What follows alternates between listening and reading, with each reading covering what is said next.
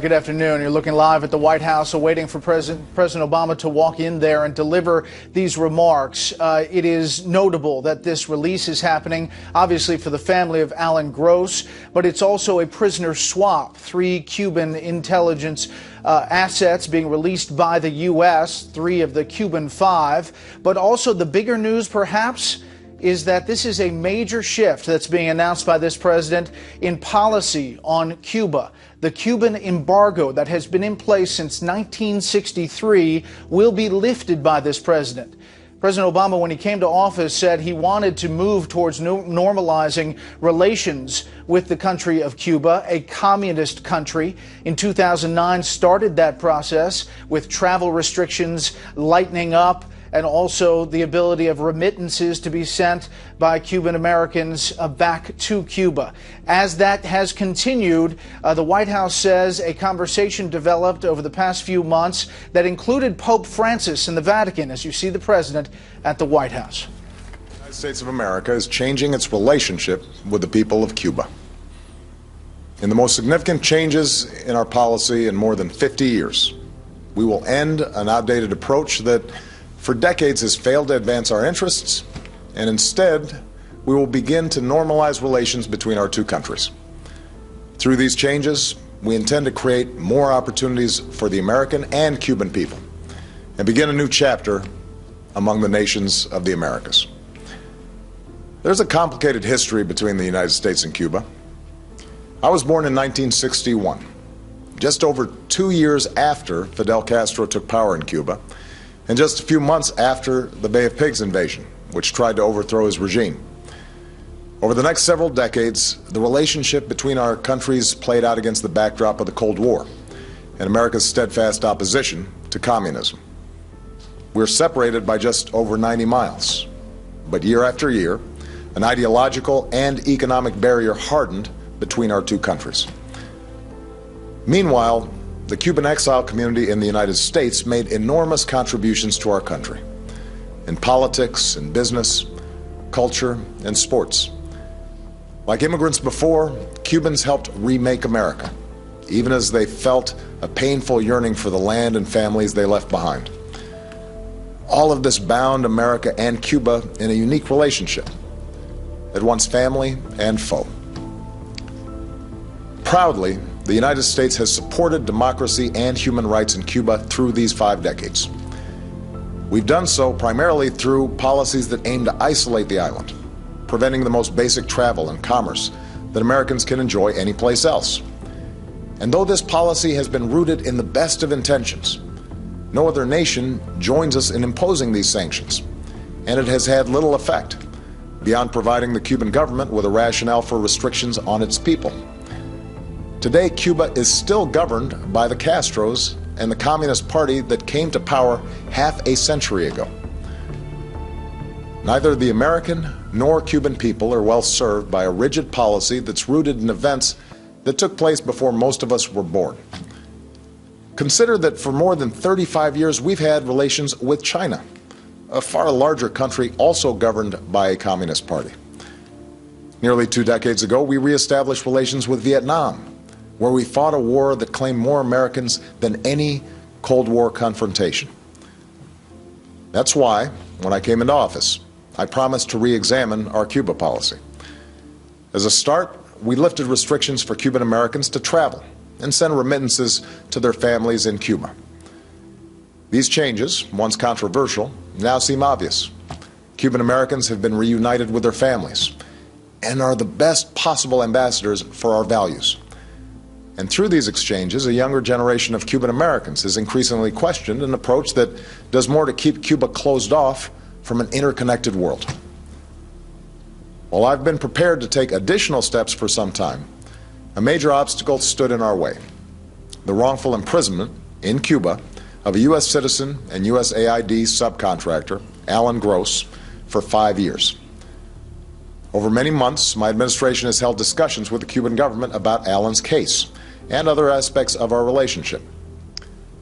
His Holiness Pope Francis issued a personal appeal to me. His Holiness Pope Francis issued a personal appeal to me and to Cuba's President Raul Castro, urging us to resolve Alan's case and to address Cuba's interest in the release of 3 Cuban agents who've been jailed in the United States for over 15 years.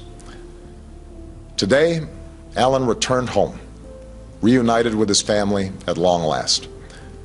Alan was released by the Cuban government on humanitarian grounds. Separately, in exchange for the 3 Cuban agents, Cuba today released one of the most important intelligence agents that the United States has ever had in Cuba, and who has been imprisoned for nearly 2 decades.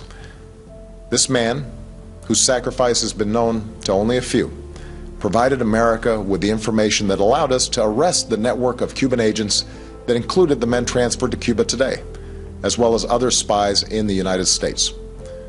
This man is now safely on our shores. Having recovered these 2 men who sacrificed for our country, I'm now taking steps to place the interests of the people of both countries at the heart of our policy. First, I've instructed Secretary Kerry to immediately begin discussions with Cuba to reestablish diplomatic relations that have been severed since January of 1961. Going forward, the United States will reestablish an embassy in Havana, and high-ranking officials will visit Cuba. Where we can advance shared interests, we will, on issues like health, migration, counterterrorism, drug trafficking, and disaster response. Indeed, we've seen the benefits of cooperation between our countries before. It was a Cuban, Carlos Finlay, who discovered that mosquitoes carry yellow fever. His work helped Walter Reed fight it. Cuba has sent hundreds of healthcare workers to Africa to fight Ebola, and I believe American and Cuban healthcare workers should work side by side to stop the spread of this deadly disease. Now, where we disagree, we will raise those differences directly, as we will continue to do on issues related to democracy and human rights in Cuba. But I believe that we can do more to support the Cuban people and promote our values through engagement. After all, these 50 years have shown that isolation has not worked. It's time for a new approach. Second, I've instructed Secretary Kerry to review Cuba's designation as a state sponsor of terrorism. This review will be guided by the facts and the law. Terrorism has changed in the last several decades. At a time when we are focused on threats from Al-Qaeda to ISIL, a nation that meets our conditions and renounces the use of terrorism should not face this sanction. Third, we are taking steps to increase travel, commerce, and the flow of information to and from Cuba. This is fundamentally about freedom and openness, and also expresses my belief in the power of people-to-people engagement. With the changes I'm announcing today, it will be easier for Americans to travel to Cuba, and Americans will be able to use American credit and debit cards on the island. Nobody represents America's values better than the American people, and I believe this contact will ultimately do more to empower the Cuban people. I also believe that more resources should be able to reach the Cuban people, so we're significantly increasing the amount of money that can be sent to Cuba and removing limits on remittances that support humanitarian projects, the Cuban people, and the emerging Cuban private sector. I believe that American businesses should not be put at a disadvantage, and that increased commerce is good for Americans and for Cubans. So we will facilitate authorized transactions between the United States and Cuba. U.S. financial institutions will be allowed to open accounts at Cuban financial institutions, and it will be easier for U.S. exporters to sell goods in Cuba. I believe in the free flow of information. Unfortunately, our sanctions on Cuba have denied Cubans access to technology that has empowered individuals around the globe. So I've authorized increased telecommunications connections between the United States and Cuba. Businesses will be able to sell goods that enable Cubans to communicate with the United States and other countries. These are the steps that I can take as president to change this policy. The embargo that's been imposed for decades is now codified in legislation. As these changes unfold, I look forward to engaging Congress in an honest and serious debate about lifting the embargo. Yesterday I spoke with Raul Castro to finalize Alan Gross's release and the exchange of prisoners, and to describe how we will move forward. I made clear my strong belief that Cuban society is constrained by restrictions on its citizens. In addition to the return of Alan Gross and the release of our intelligence agent, we welcome Cuba's decision to release a substantial number of prisoners whose cases were directly raised with the Cuban government by my team. We welcome Cuba's decision to provide more access to the internet for its citizens and to continue increasing engagement with international institutions like the United Nations and the International Committee of the Red Cross that promote universal values. But I'm under no illusion about the continued barriers to freedom that remain for ordinary Cubans. The United States believes that no Cuban should face harassment or arrest or beatings simply because they're exercising a universal right to have their voices heard. And we will continue to support civil society there. While Cuba has made reforms to gradually open up its economy, we continue to believe that Cuban workers should be free to form unions, just as their citizens should be free to participate in the political process. Moreover, given Cuba's history, I expect it will continue to pursue foreign policies that will at times be sharply at odds with American interests. I do not expect the changes I'm announcing today to bring about a transformation of Cuban society overnight. But I am convinced that through a policy of engagement, we can more effectively stand up for our values and help the Cuban people help themselves as they move into the 21st century. To those who oppose the steps I'm announcing today, let me say that I respect your passion and share your commitment to liberty and democracy. The question is how we uphold that commitment. I do not believe we can keep doing the same thing for over 5 decades and expect a different result. Moreover, it does not serve America's interests or the Cuban people to try to push Cuba towards collapse. Even if that worked, and it hasn't for 50 years, we know from hard-earned experience that countries are more likely to enjoy lasting transformation if their people are not subjected to chaos. We are calling on Cuba to unleash the potential of 11 million Cubans by ending unnecessary restrictions on their political, social, and economic activities. In that spirit, we should not allow U.S. sanctions to add to the burden of Cuban citizens that we seek to help. To the Cuban people, America extends a hand of friendship. Some of you have looked to us as a source of hope, and we will continue to shine a light of freedom. Others have seen us as a former colonizer, intent on controlling your future. Jose Marti once said, "Liberty is the right of every man to be honest." Today, I'm being honest with you.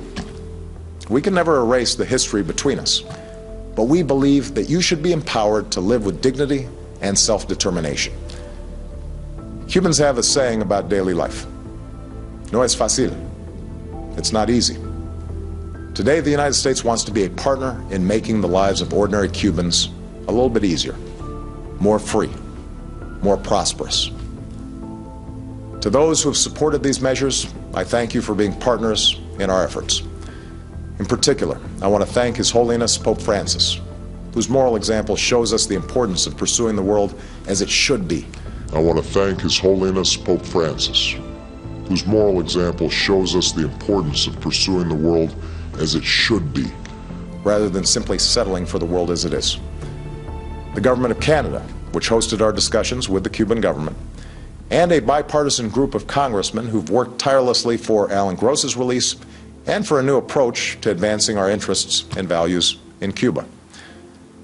Finally, our shift in policy towards Cuba comes at a moment of renewed leadership in the Americas. This April, we are prepared to have Cuba join the other nations of the hemisphere at the Summit of the Americas. But we will insist that civil society join us, so that citizens, not just leaders, are shaping our future.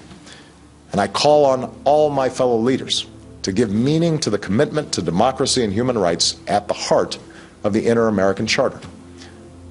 Let us leave behind the legacy of both colonization and communism, the tyranny of drug cartels, dictators, and sham elections. A future of greater peace, security, and democratic development is possible if we work together. Not to maintain power, not to secure vested interests, but instead to advance the dreams of our citizens. My fellow Americans, the city of Miami is only 200 miles or so from Havana.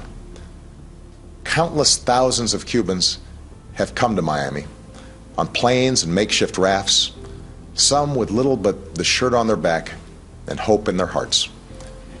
Today, Miami is often referred to as the capital of Latin America, but it is also a profoundly American city, a place that reminds us that ideals matter more than the color of our skin or the circumstances of our birth, a demonstration of what the Cuban people can achieve and the openness of the United States to our family to the south.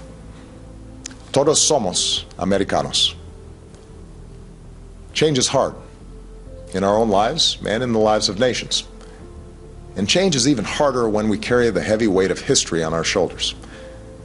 But today we are making these changes because it is the right thing to do. Today America chooses to cut loose the shackles of the past so as to reach for a better future. For the Cuban people, for the American people, for our entire hemisphere, and for the world. Thank you. God bless you, and God bless the United States of America.